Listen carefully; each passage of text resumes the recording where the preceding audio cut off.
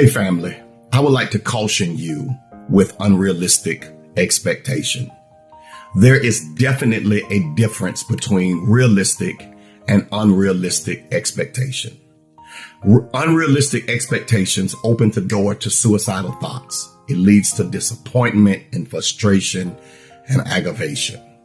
Many of you that are watching this video, you are dealing with unrealistic expectations because they're not based on reality.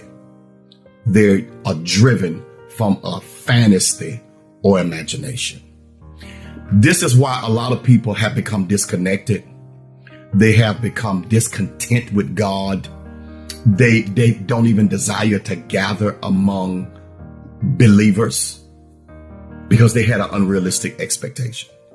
Expectations themselves are not bad. However, the scripture says your expectation are from the Lord, not from man. You have to have realistic expectations.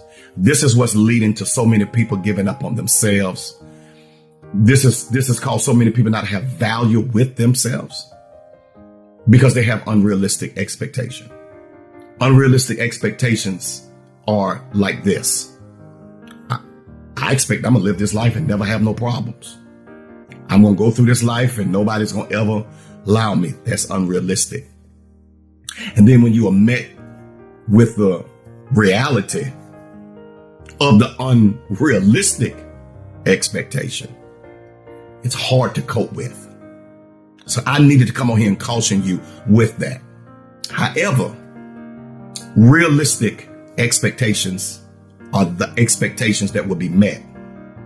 Allow me to say this to you. There is definitely a difference between God supplying your needs and your expectations are met.